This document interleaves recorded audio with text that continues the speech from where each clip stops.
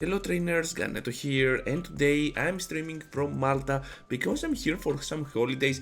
And yeah, overall, I'm just gonna go ahead and record these battles with a little bit of a crappy audio, and I do not have the best background ever, but I managed to get that leader closer pivot core breaker thing on my end. So anyways, let's see my top holiday cup teams that you can use. So starting off, we're just gonna have 4 teams in total, and let's check the core breakers as well, as we're having the first team being showcased on your screen right now. And we're having a Stunfisk from Unova up in front. At the back a Charizard, which I have here as a shadow, but feel free to use it as a regular one as well. This Pokemon has insane coverage for the meta, and the only thing that it might be afraid of might be something like a Lanturn, which happens to be a core breaker for this team. At the back we also have a double, which is gonna serve like a second Vigoroth most of the times, and you can always use it as a Vigoroth counter as well because of its ability to be even spammier, just barely enough to that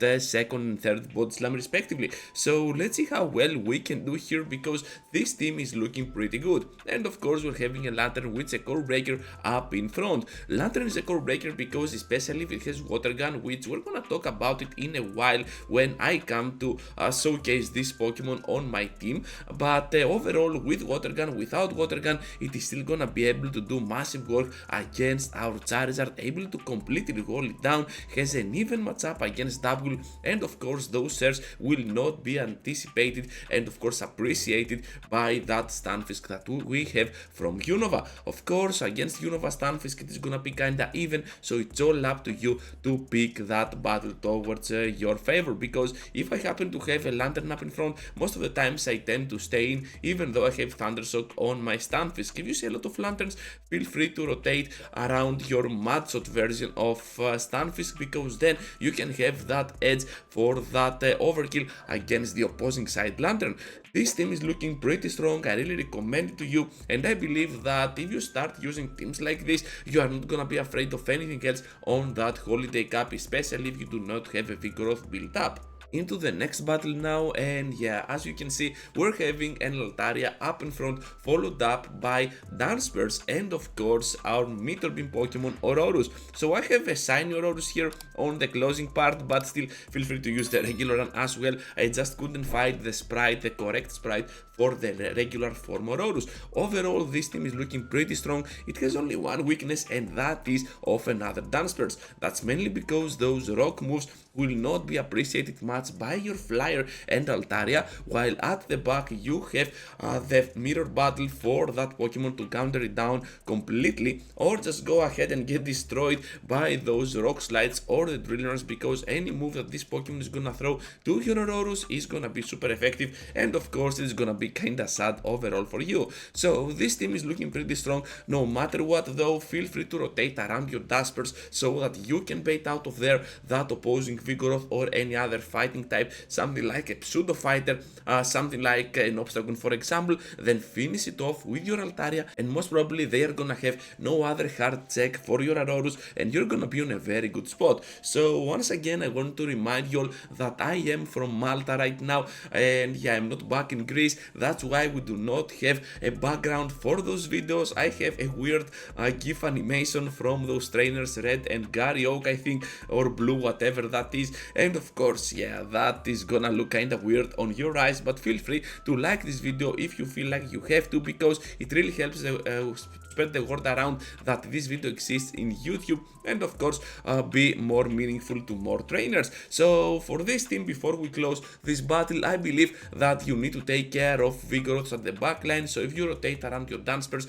to draw out that fighter out of your opponent's side, you're gonna be just fine with Aurorus, with whatever remains at the back to close any battle, to be fair. So most likely we're gonna have now a weird team, then perhaps the most meta relevant one, since we're gonna use a Lanturn of our own up in front, having at the back a Skarmory with a new updated Steel Wing for this season as a closer, and of course Vigoroth, the rank 1 Pokemon, as our safe switch. It's very strong even against its core breaker, which happens to be the Pancake. You're gonna be just fine. So with Stunfisk having the Mudshot and the Mud Bomb, you're still gonna struggle a lot lot with your Lanturn, but if you have Water Gun, you can even withstand that damage and provide even more pressure back at your opponent. Of course, Skarmory is gonna be a matchup that you definitely want to avoid with a Pancake, but overall I really like Vigoroth in the meta since it can be able to destroy down most neutral threats and especially something like a Stunfisk of your opponent.